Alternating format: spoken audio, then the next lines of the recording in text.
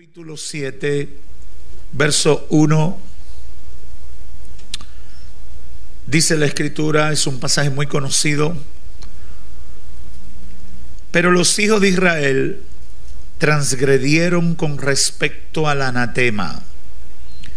Acán, hijo de Carni, o de Carmi, hijo de Sabdi, hijo de Zerat, de la tribu de Judá, tomó el anatema. Y la ira de Jehová se encendió contra los hijos de Israel. Josué envió hombres desde Jericó hasta Jai, que estaba junto a Bet-Aben, hacia el oriente de Betel, y les dijo: subid y reconoced la tierra. Ellos fueron y reconocieron a Jai, y volviendo a Josué le dijeron: no es necesario que suba todo el pueblo, suban solo unos 2,000 o 3,000 hombres, ellos tomarán a Jai. No fatigues a todo el pueblo allí, porque ellos son pocos. Fueron allá unos 3,000 hombres del pueblo, los cuales huyeron delante de los de Jai. Los hombres de Jai mataron de aquellos a unos 36 hombres y los persiguieron desde la puerta de la ciudad hasta Sebarim, donde los derrotaron en la bajada, de modo que el corazón del pueblo desfalleció y vino a ser como agua. Entonces Josué rasgó su ropa y se postró en tierra sobre su rostro delante del arca de Jehová hasta el anochecer. Él y los ancianos de Israel echaron polvo sobre sus cabezas. Entonces dijo Josué: ay, Señor Jehová, ¿por qué hiciste cruzar el Jordán a este pueblo para entregarnos en mano de los amorreos para que nos destruyan? Ojalá hubiéramos decidido habitar al otro lado del Jordán. Amén. Pueden sentarse.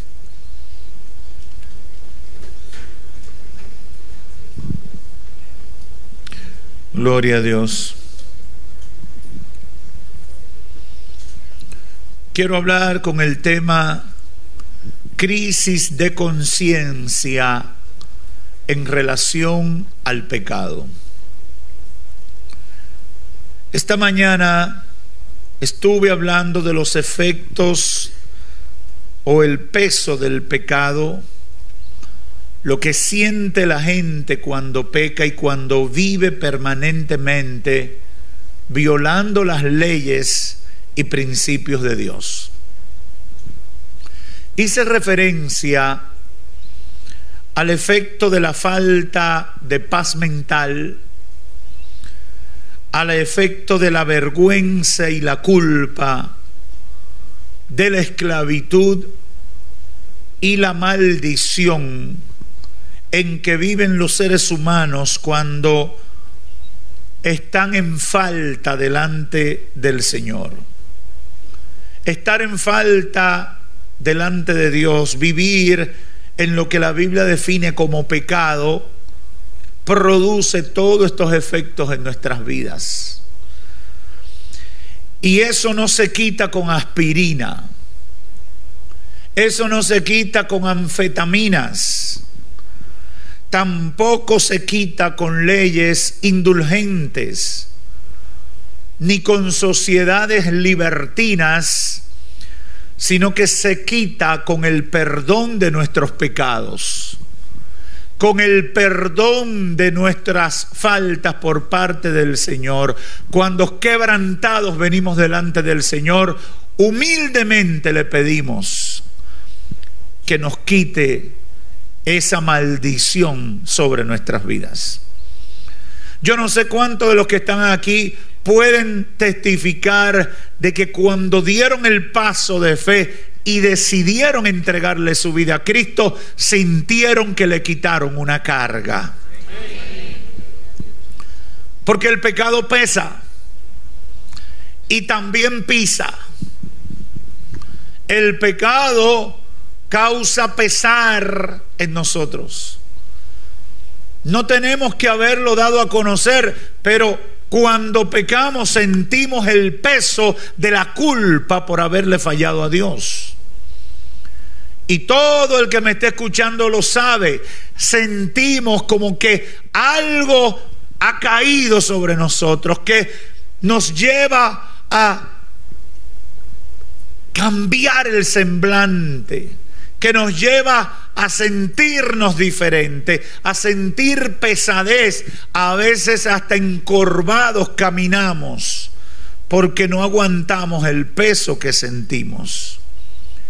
El Señor sabía eso, y por eso Cristo hace un llamado cuando dice: vengan a mí los que están trabajados y cargados, que yo los voy a hacer descansar. Cristo está reconociendo que hay una carga que produce el pecado y que necesitamos quitarla de nosotros.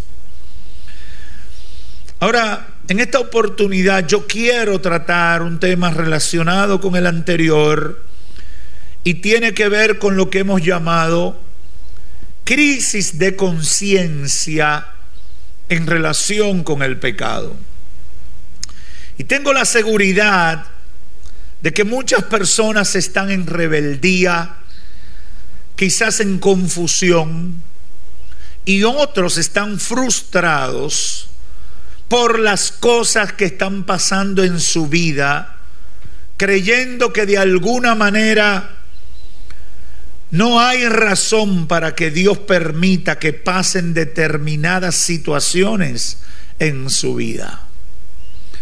Y hoy el Espíritu Santo tratará con esas personas.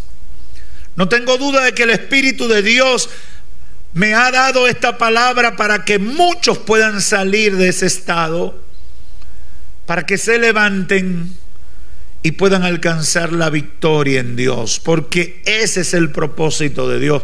Dios no nos llamó de la vida de pecado para vivir en la amargura cristiana. Dios no nos llamó del mundo para vivir en la frustración evangélica. Dios nos llamó del mundo para darnos una vida diferente. Una vida de alegría, de gozo, a pesar de todos los pesares, pero de gozo. Dios nos llamó para quitarnos la carga que nos acongojaba, que nos turbaba. Porque el propósito de Dios es que vivamos la mejor vida que se puede vivir en esta tierra, que es la vida cristiana. Si tú estás viviendo la mejor vida que se puede vivir en esta tierra, yo quiero que tú digas amén. Amén. Aleluya. Vamos a explicar un poquito lo que llamamos crisis de conciencia en relación al pecado. Y para poder ser entendido, vamos a definir los dos términos fundamentales de este título. Crisis. ¿Qué es una crisis? Es cuando algo se sale de la normalidad. Eso es una crisis. Cuando hay normalidad no hay crisis. Pero cuando algo se sale de la normalidad hay crisis. Por ejemplo, un país está en crisis cuando no está normal. Por ejemplo, hay una huelga, no se puede ir al trabajo, ese país está en crisis. Cuando no hay combustible, por una razón u otra, ese país está en crisis. No hay normalidad. Cuando se escasea el alimento, por ejemplo, el país entra en crisis. ¿Por qué? Porque se sale de la normalidad. Cuando se dispara el dólar, la moneda extranjera de más impacto en el tema de importaciones, de negocios internacionales, y comienza la inflación, y lo que costaba ayer 100 pesos hoy cuesta 125. Eso es crisis, porque se sale de la normalidad. Una familia está en crisis, por ejemplo, cuando hay un hecho que la saca de la normalidad. Alguien, miembro de la familia, murió, se enfermó, abandonó el hogar. Eso es un hogar que entra en crisis. ¿Por qué? Porque ha salido de la normalidad. Ahora bien, si nos vamos a la palabra conciencia, yo lo busqué en un par de diccionarios y encontré estas dos definiciones. Conciencia es conocimiento que el ser humano tiene de su propia existencia, de sus estados y de sus actos. Por ejemplo, dicen, un golpe le hizo perder la conciencia. ¿Qué quiere decir? Que ese ser humano no tenía claridad de su propia existencia, se fue un apagón. Otra definición que encontré es que conciencia es conocimiento responsable y personal de una cosa determinada como un deber o una situación. A partir de esos dos significados podemos construir la definición de lo que hemos llamado crisis de conciencia con respecto al pecado. Y podemos definirlo como el estado de anormalidad que se genera en nosotros o que genera en nosotros los efectos de un pecado del cual no somos conscientes. El estado de anormalidad que genera en nosotros los efectos de un pecado del cual no somos conscientes. Cuando no somos conscientes de que estamos en falta delante de Dios y somos afectados por las consecuencias. ¿Cuál es la reacción de nosotros? Turbación cuando eso pasa. Yo no sé por qué a mí me está pasando lo que me está pasando. Yo no sé por qué esto ha ocurrido en mi familia. Yo no sé por qué tengo esta situación económica. Yo estoy bien delante del Señor. Todo está bien. ¿Qué está pasando? No entiendo. Sentimos dolor, a veces mucha tristeza, confusión, frustración, y a veces llegamos hasta a rebelarnos contra Dios. Porque no entendemos, tenemos una crisis de conciencia con respecto al pecado. Algunos caen en cosas tan terribles como negar la existencia de Dios por lo que le está pasando. Y debo aclarar en este punto que no todos los hechos incomprensibles de nuestra vida son necesariamente el resultado de haber pecado. Por lo menos hay tres posibilidades además del pecado. Una de ellas, en ocasiones Dios permite que vivamos algunas experiencias difíciles porque es una realidad de la naturaleza pecaminosa. Todo lo que estamos vivos nos enfermamos. ¿Usted sabía eso? Todo el vivo se enferma. Y todo el vivo tiene condición sine qua non para morirse. Todo el que come le puede caer mal la comida y darle un dolor de barriga. A cualquiera le da conjuntivitis. Y eso no quiere decir que tú estés en pecado. Es que son cosas que nos pueden pasar por la naturaleza que tenemos. Otra cosa que nos puede pasar es que podemos ser víctimas de un pecador practicante que con sus hechos me puede afectar. A cualquiera le arrebatan una cartera. A cualquiera se le meten en la casa. ¿Por qué? Porque vivimos en un mundo lleno de pecadores que están desarrollando sus actividades. Podemos ser, eso no quiere decir que tú estés en pecado porque te robaron la cartera. Una tercera posibilidad es que pueden ser pruebas que te van a permitir desarrollar tu fe y tu confianza en Dios. Dios permite que pasemos por procesos con un objetivo de desarrollar nuestra fe. Y eso puede pasar. Ahora bien, el punto específico que queremos tratar es esa crisis que se desata a partir de nuestra falta de conocimiento, de haber pecado contra Dios y sufrimos el efecto de esa falta, de ese pecado que hemos cometido, aun cuando no somos conscientes. El pasaje bíblico que leímos al principio presenta una experiencia de ese tipo. Y es una de las experiencias más difíciles para un hombre de Dios como Josué, sobre todo por el momento tan importante que vivía como nuevo líder del pueblo judío en el desierto y en el periodo de la conquista de la tierra prometida que se estaba desarrollando. Los versos 1 al 7 relatan el fracaso de Jai, de la conquista de Jai. Josué había conquistado a Jericó. Jericó era una gran ciudad, amurallada, con soldados, con ejército, difícil de accesar.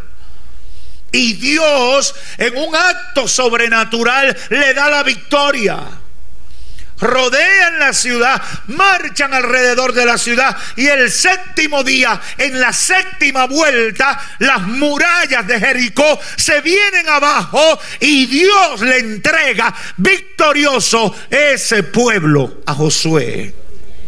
Eso es glorioso. Qué lindo cuando Dios nos da victoria. La fe se le dispara a uno.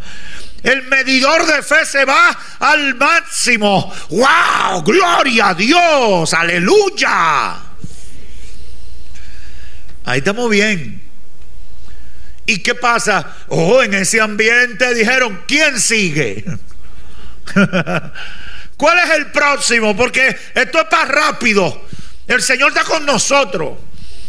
¿Cuál es el gigante que le voy a arrancar la cabeza? Se parece mucho a nosotros los convertidos. Y entonces van con el tema de esta pequeña ciudad, y los consejeros de Josué fueron y vieron la ciudad y vinieron con el siguiente reporte. Ay, Josué, eso es pan comido, esa ciudad, esos son unos muertos.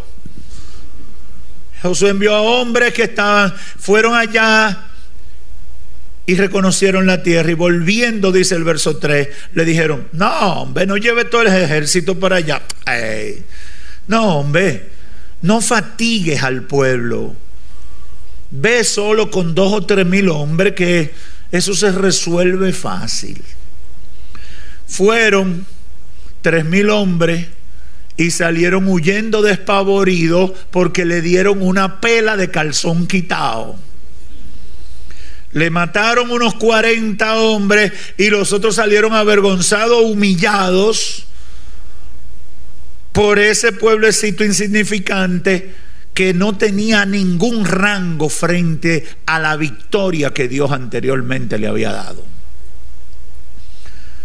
Obviamente, Josué cae en crisis, porque ¿cómo es posible que Dios permita que pasemos una vergüenza como esta? Y usted ve ahí que en el verso 6 en adelante, Josué rasgó su vestido y se postró en tierra sobre su rostro delante del arca de Jehová hasta el anochecer.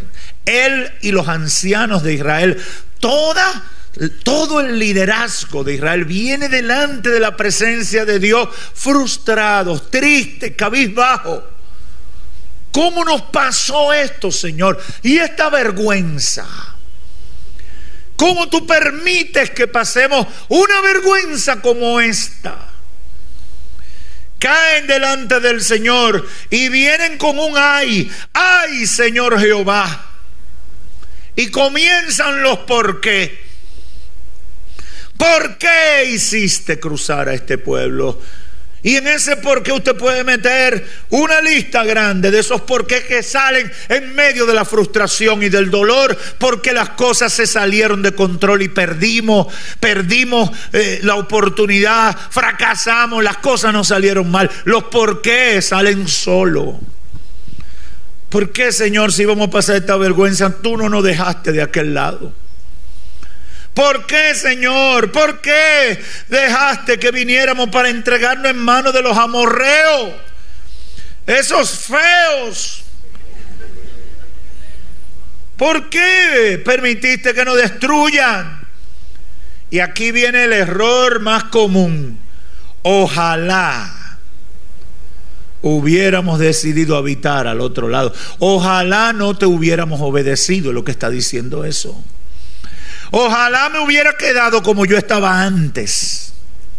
Ojalá me hubiera quedado en mi lugar seguro.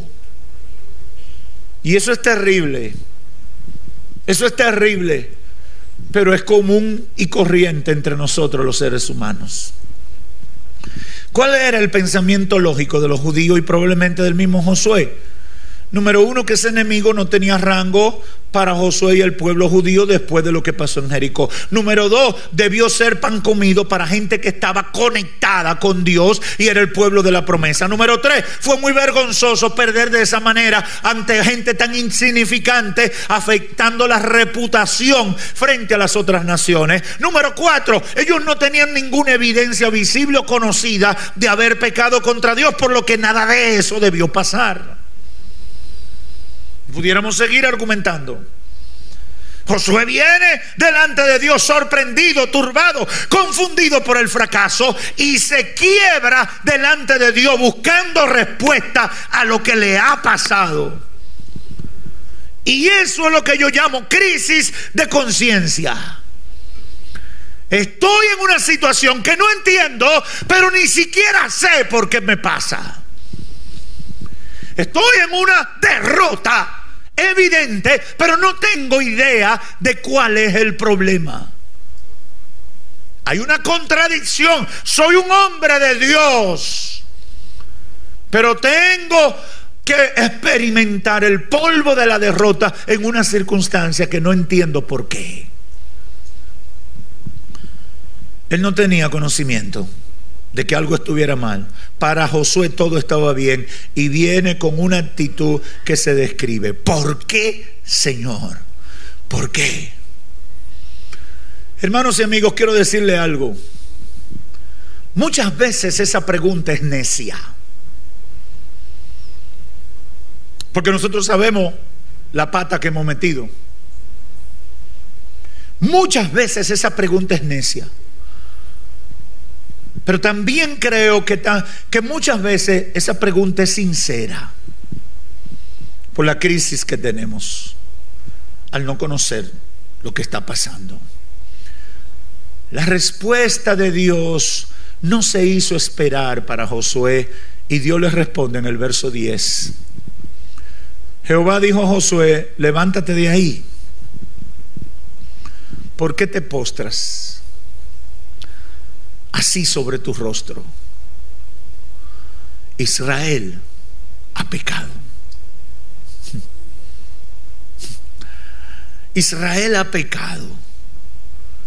Han quebrantado mi pacto que yo les había mandado. Han tomado del anatema, han robado, han mentido y lo han escondido entre sus enseres. Por esto los hijos de Israel no podrán prevalecer ante sus enemigos, más bien volverán la espalda ante sus enemigos, porque se han convertido en malditos. Eso significa anatema. Yo no estaré más con ustedes si no destruyen el anatema de en medio de vosotros.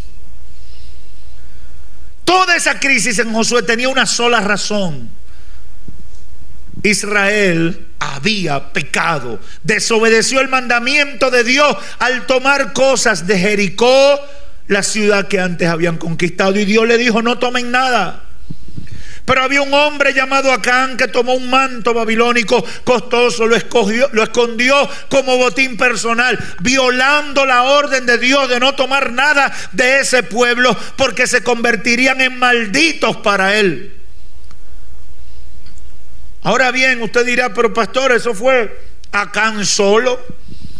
¿Por qué Dios tenía que castigar a todo el pueblo si eso fue un individuo que cometió su falta? ¿Por qué tener que pagar el precio de la falta de uno, toda una nación?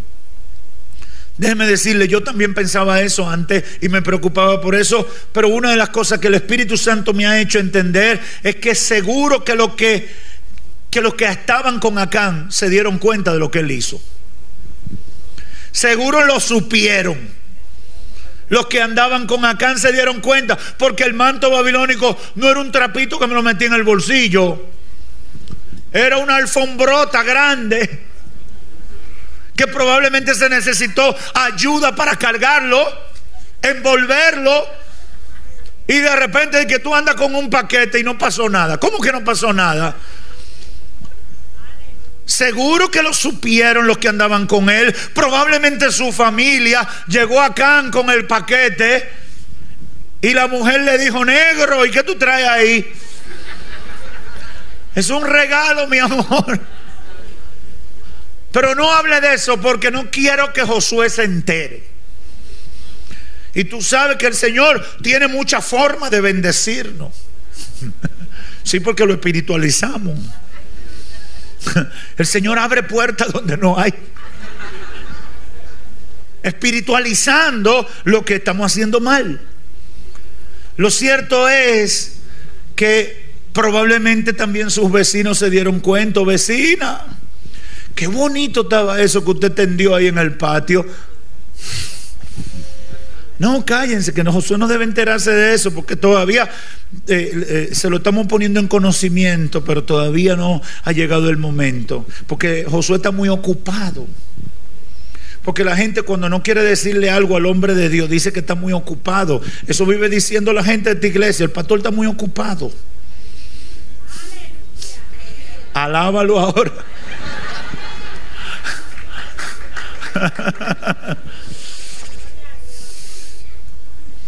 Lo cierto es que Acán y parte del pueblo participaron de un acto de desobediencia a Dios que los afectó a todos. ¿Por qué Dios actuó con tanta drasticidad en ese caso? ¿Por qué Dios permitió lo que permitió? Desde nuestra óptica existen varias razones, pero la primera es, y tenemos que estar claros de eso, aun cuando no entendamos, Dios es justo y soberano, y Él determina la manera en que juzga nuestros hechos. Dios es justo y soberano, y Él determina la manera en que juzga nuestros hechos. Dios determina el nivel de pela que te va a dar, y tú no puedes protestar. A veces te pones de frente para la pared. Cuente hasta 500. 1, 2, 3. Otra vez te dice: arrodíllese ahí. Otra vez te da 3 fuetazos. Otra vez te da con la rama.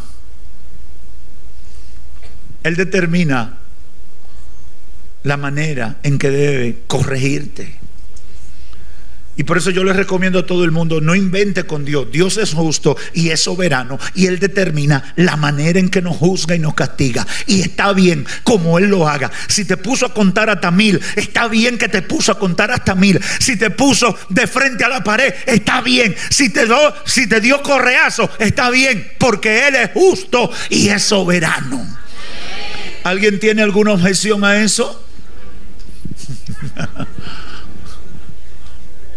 En segundo lugar, Dios instruyó detalladamente a Josué y dio la orden para que el pueblo obedeciera. Por eso Dios actúa con drasticidad, porque Dios te advierte: no haga eso. Si hace eso, vas a sufrir. Y nosotros lo hacemos conscientes de que lo estamos haciendo, y pasan las cosas, pero no queremos el resultado del castigo. Usted sabe la gente que yo he tenido que orar por ellos sin querer. Usted dirá: pastor, ¿cómo es? Muy sencillo. Gente que tú le aconsejas: no siga en pecado, no siga llevándote el mundo por delante, no siga en esto, el Señor no quiere eso para ti, no siga de esa manera, arrepiéntete, abandona esa vida. Y después viene esa gente: ay, pastor, usted puede orar por mí. ¿Qué pasó? Tengo SIDA. A veces uno lo que quiere decirle: pero te lo dije. Ahora, en la mente de esa gente eso no debió pasarle. El Señor debió tener misericordia de ellos y evitarle la consecuencia de su pecado. Pero ¿cómo va a ser? Dios te lo advirtió. Dios te trató de evitarte el dolor y el sufrimiento. Ahora lo que estás es cosechando lo que sembraste. Eso pasó aquí. Dios instruyó, dijo lo que debían hacer, pero el pueblo encabezado por Acán cometieron el error. En tercer lugar, un proyecto de conquista. Y esto es importante que lo entendamos. Un proyecto de conquista tan importante como el que tenía Josué y el pueblo judío requería el compromiso de todo el pueblo judío.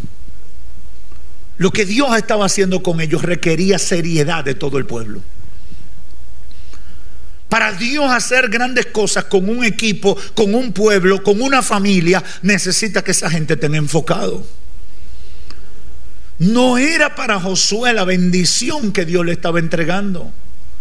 La bendición era para el pueblo. Dios lo había sacado de la esclavitud y lo llevaba a un lugar donde le había prometido bendición para ellos. Pero entre la esclavitud y la bendición había un proceso que pasar, y había este último tramo donde tenían que enfrentar adversarios. Dios no podía trabajar con un pueblo que no estuviera monolíticamente enfocado en el propósito que Él tenía con ellos. Por eso Dios actúa con drasticidad, porque necesitaba el compromiso de todo el pueblo, porque la bendición no era para Josué solamente, sino para toda la nación, y ellos debían entenderlo. ¿Por qué Dios actúa con tanta drasticidad, con tanta fuerza? ¿Por qué lo castiga de la manera que lo castigó? En cuarto lugar, porque esa lección los enseñaría a tomar con seriedad el respeto a los mandamientos de Dios. Dios tenía que enseñarles que tenían que respetar. Usted sabe que un problema de la gente es que cree que la misericordia y el amor de Dios le van a exonerar los resultados de su desobediencia. Dios es amor, pero es fuego consumidor. Dios te ama, pero te va a tener que dar la pela. Dios quiere lo mejor para ti, pero tendrá que darte una lección para que tú tomes con seriedad los mandamientos de Él. Esa lección lo iba a enseñar a tomar con seriedad el respeto a los mandamientos de Dios. Hay mucha gente que obedece a Dios sin pasar experiencias difíciles, pero hay otros que si no es a golpe de fuetazo, no entran en conciencia. Hay gente que son cabezones y es golpe tras golpe. El Señor lo llama y tiene que herirle un pie, el dedo meñique del pie derecho, y entran humillados, medio cojeando a la iglesia. Y ya entraron y están ahí. Tan pronto se les sana el dedo, empiezan como los chivos a brincar la tablita. Entonces ya después el Señor no puede herir el dedo, tiene que dejarlo sin caminar. A golpe de experiencia es que ellos entienden. Entonces vienen en silla de ruedas. ¿Y qué pasó? Ay, me caí de un motor, el Señor no me cuidó. A golpe de experiencia. Déjeme decirle, he conocido casos de gente que terminan perdiendo la vida a pesar de toda la misericordia de Dios, proceso tras proceso, porque en su insensatez no atienden, no respetan los mandamientos de Dios. En quinto lugar, Dios actúa con tanta drasticidad porque era necesaria esa lección para que ellos entendieran que solos no eran capaces de derrotar a ningún enemigo, por pequeño o débil que éste fuera. Y eso es una lección poderosa.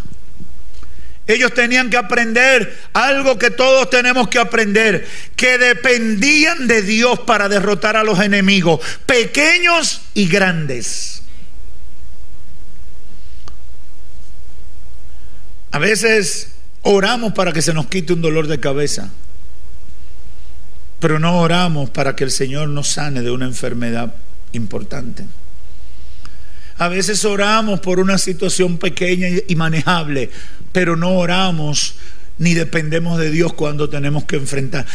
Cambiamos de un lado a otro. Cuando viene la gran crisis, en ayuno y oración. Pero a ese yo lo que le doy 2 pecosas para que entre en razón. No.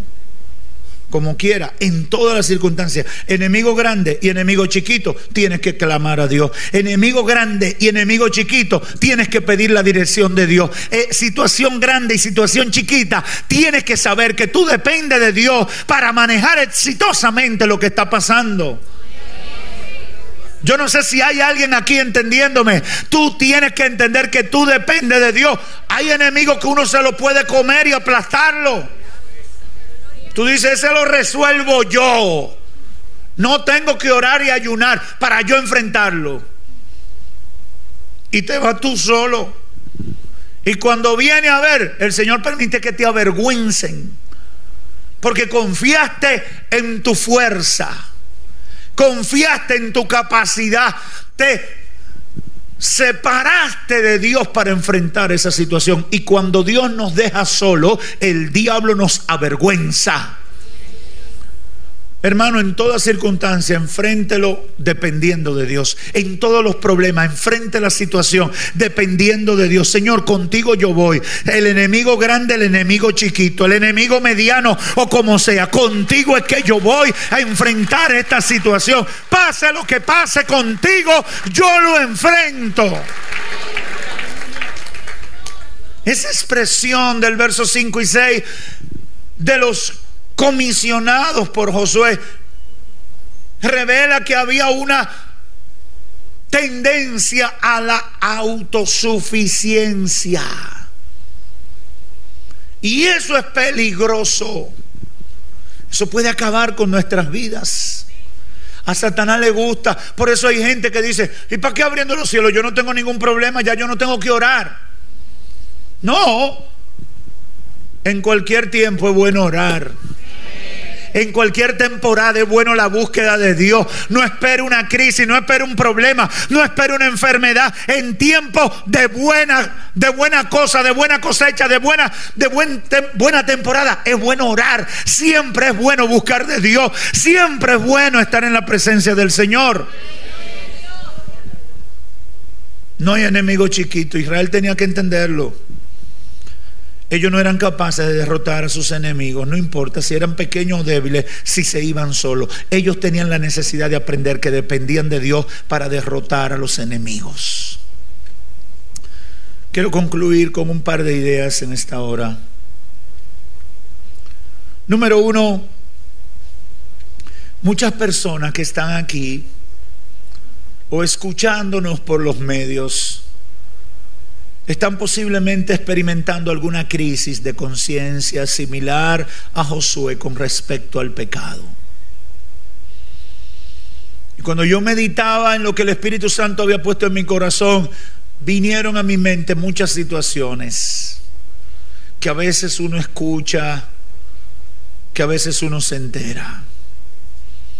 Y el Espíritu Santo ponía en mi corazón, llama la atención a esas crisis de conciencia similar a Josué con respecto al pecado. Probablemente hay gente escuchándome que no se explica por qué su familia está tan mal. ¿Por qué sus hijos están tan descarriados? ¿Por qué hay tantos problemas que no logran controlar ni manejar? Probablemente hay gente escuchándome o presente en este templo que no entienden por qué sus negocios no funcionan. ¿Por qué esta crisis económica no me suelta? La respuesta puede ser que hay pecado en tu familia, que quizás los viste y no lo consideraste. Fuiste indulgente con lo que estaba viendo. Fuiste complaciente con esa debilidad o la minimizaste. O como Lot, tu mente está sodomizada y has sido indiferente frente a eso por los efectos de la cultura de pecado en ti. Estamos experimentando un tiempo difícil porque enfrentamos a una sociedad que alivianta el pecado. Decir una mentirita piadosa no le va a hacer daño a nadie.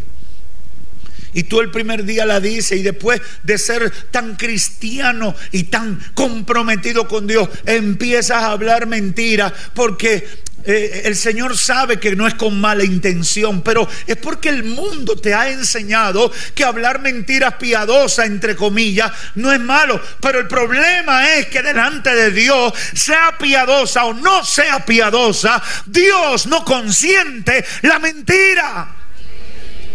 Pero tú te vas dejando arrastrar. Pasa con los hijos. Usted sabe los cristianos que saben que sus hijos están en pecado y no los corrigen. Usted sabe los cristianos que saben que sus hijos están en mal camino y no reaccionan. No reaccionan por muchísimas razones y motivos. Dicen, bueno, yo no voy a decir nada para que no me etiqueten en la iglesia. No voy a hacer nada porque a los muchachos hay que darles libertad. Mentalidades mundanas, principios mundanos. Tú sabes que mientras puede tienes que influir. Tú sabes que Dios te manda a corregir al hijo que está desorientado. Pero tú empiezas a ceder. ¿Por qué? Porque es que mi familia, mis hermanos me dicen que yo soy muy drástico, que yo soy muy radical, que yo debo manejarme con otra visión porque los tiempos han cambiado. Ajá. Estás entrando en una crisis de conciencia con respecto al pecado. Y eso va a parir. Óigame bien, eso va a parir. Porque eso no se va a quedar ahí. Eso va a explotar, tarde o temprano va a explotar. Y con lo que el Espíritu de Dios ponía en mi espíritu es: dile a la iglesia que no se deje sedar por la mundanalidad, que reaccione. Hay que romper con el anatema. Hay que arrancar el anatema. Hay que sacar la maldición. Hay que romper. Yo no puedo ser indiferente.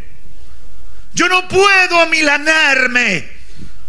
Yo tengo que firmemente y constantemente reaccionar conforme a los principios de Dios. Me etiqueten o no me etiqueten, le guste a la sociedad impía y pecadora o no le guste, yo soy cristiano. Aleluya. Aleluya. Aleluya. Oh, el Espíritu de Dios nos está hablando en esta hora y estoy como instrumento aquí para decir: hay maldición, muy probablemente porque Israel ha pecado. Josué estaba en una nube de victoria y quizás la algarabía de la victoria no deja a uno ver que Acán se está robando un manto.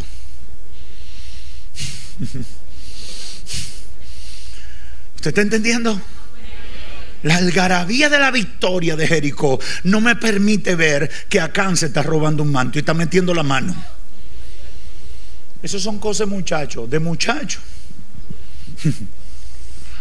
Israel ha pecado, ha quebrantado mi pacto, ha roto con lo que yo le había mandado, han tomado del anatema, han robado, han mentido y lo han escondido entre sus enseres, dice el Señor. Josué era un hombre de Dios. Josué era un hombre de Dios, un hombre temeroso de Dios. Pero como a muchos de nosotros les pasa, se dejó arrastrar y cuestionó a Dios en el momento de la crisis. Y hermano, a mí esto me sacudió cuando el Espíritu Santo trató conmigo ayer de esto.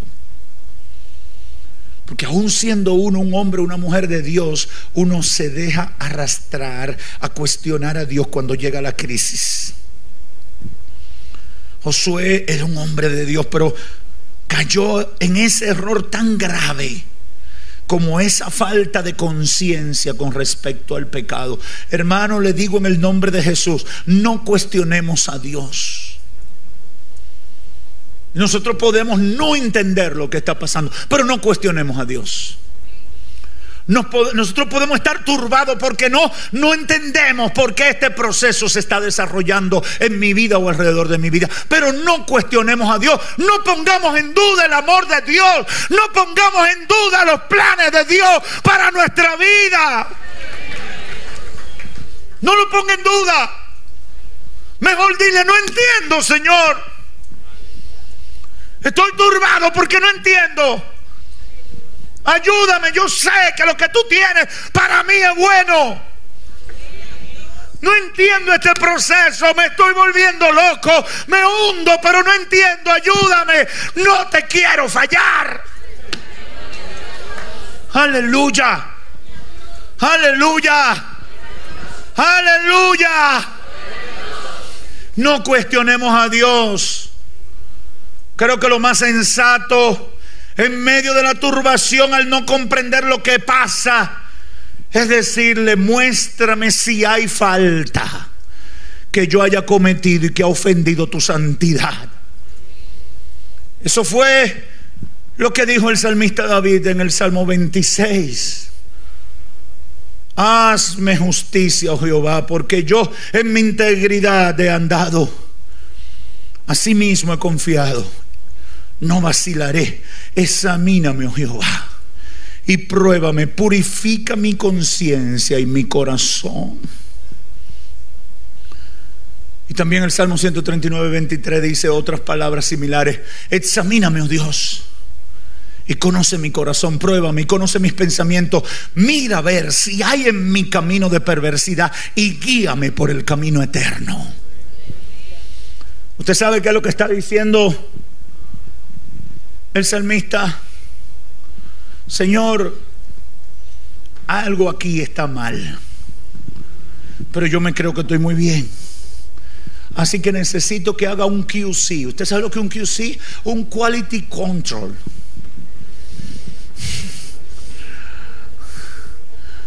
Hazme un test. Señor, tengo un tiempito que no me expongo a los rayos X de tus ojos. Hace tiempo que tu Espíritu Santo no me hace una sonografía. Méteme en la máquina de la tomografía y mete los rayos tuyos por todas partes y dame el diagnóstico. Estoy listo para aceptar el resultado, porque me he creído que todo está muy bien. Y antes de yo seguir analizando el tema que me está agobiando, necesito pasar la prueba de calidad tuya, a ver si hay algo en mí que no está bien, porque estoy dispuesto a corregirlo antes de comenzar a quejarme. ¿Habrá alguien aquí que quiere tener esa actitud frente a Dios? Examíname, Señor. Pruébame a ver si hay en mí camino de perversidad. A veces somos muy santos y estamos chateando con pornografía. A veces somos muy santos y estamos insinuando cosas por las redes sociales. Somos muy aleluyitas, pero se nos va la onda. Tenemos que ir delante del Señor. Examíname, tengo una crisis, no entiendo lo que pasa, y antes de yo hablar cosas vanas, necesito que tú me examines. En segundo lugar, la preocupación por vivir en santidad delante de Dios no debe ser circunstancial ni temporal, debe ser permanente. La preocupación por vivir en santidad delante de Dios no debe ser ocasional, debe ser permanente. Hebreos 12:14 dice: procurad la paz con todos y la santidad, sin la cual nadie verá al Señor. La santidad no se recibe, la santidad se construye. Díselo al que está a tu lado: la santidad no se recibe, la santidad se construye. Hay mucha gente: ay, Señor, lléname de tu santidad. Lléname de tu santidad. Eso no es aceite. Ay, Señor, rocíame tu santidad, lléname de tu santidad. Varón, comience a dar testimonio, comience a sacrificar el anatema, comience a sacar los ídolos de barro que están escondidos ahí, comience a limpiar su camino con decisiones que exalten a Dios. La santidad se construye. Yo tengo que vivir en santidad, pero esa santidad yo la voy a construir tomando decisiones en mi vida. Finalmente, mucha gente se ha dejado confundir por el enemigo y piensa que Dios no los ama, que no le interesan al Señor. Lo que a ellos les pase, ellos piensan que a Dios le tiene sin cuidado, etcétera, y todas clases de pensamiento de esa manera. La realidad es que Dios quiere lo mejor para nosotros. Esté claro en eso. Pídale al Señor en esta hora que pase colirio por sus ojos espirituales para que usted pueda ver su realidad, y cuando identifique su pecado, antes que ignorarlo, arrepiéntase y busque el perdón del Señor. Hay buenas noticias para ti en esta hora. Dice el salmista: si en mi corazón yo hubiese consentido la iniquidad, el Señor no me habría escuchado. Pero de veras Dios me ha escuchado. Él atendió a la voz de mi oración. Bendito sea Dios que no echó de mí, no echó de sí mi oración, ni de mí su misericordia. Mucha gente que está a la orilla del camino, mucha gente que está atolondrada por las crisis que hay alrededor de su vida y que no entiende, se han dejado llevar a un estado de muerte espiritual. Y yo estoy aquí para decirte, en el nombre del Señor, escucha las palabras de este Salmo 66, 18. Si en mi corazón yo hubiese consentido la iniquidad, el Señor no me habría escuchado. Pero de veras Dios me ha escuchado. Él atendió la voz de mi oración. Bendito sea Dios que no echó de sí mi oración, ni de mí su misericordia. No consientas la iniquidad. No te encariñe con tu pecado. No justifique nada de lo que hay en tu vida que tú sabes que está en contradicción con Dios. Somos muy tolerantes con nosotros mismos. Somos muy consentidores con nosotros mismos. El Señor sabe que yo estoy soltero y yo tengo que entretenerme con algo.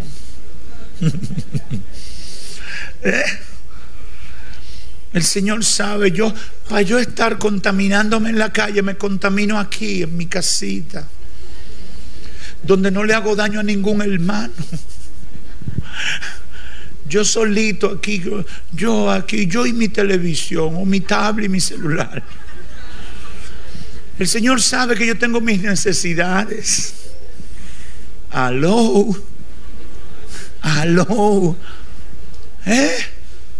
No. Si en mi corazón hubiese consentido la iniquidad, el Señor no me hubiera escuchado. Pero como yo a mi iniquidad le dije, I'm sorry baby, get out there,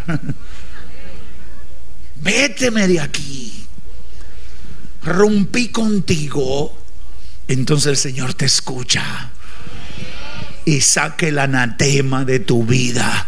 El Señor le dice a Josué: Josué, deja tu lamento. Y voy a terminar con las palabras, con la instrucción que el Señor le da a Josué en la parte final del verso 7. Josué está en su crisis. Josué está atolondrado por el fracaso y está lamentándose. Ay, Señor Jehová, ¿por qué hiciste esto? Me hubiera quedado allá y allá y acá. Y está Josué ahí con su lamento. Y el Señor, yo me imagino al Señor desde allá arriba mirando, mira a este. Sí, porque nosotros somos especiales. Yo me imagino que el Señor estaba mirando a Josué de allá arriba y dice: mire, él es un siervo, pero la guayó, se estrelló. Y dice el verso 10 del capítulo 7 de Josué: y Jehová le dijo a Josué: mira, Josué, levántate, deja el lloro, déjame la crisis, Josué. Porque a veces nosotros estamos así, ñoñitos, y el Señor tiene que decirnos: usted es un hombre, usted es un siervo, usted es una sierva, deje de llorar, sacúdase, levántate, Josué, ¿por qué te postras así sobre tu rostro? Hay un problema. Israel ha pecado, pero levántate, vamos a resolverlo.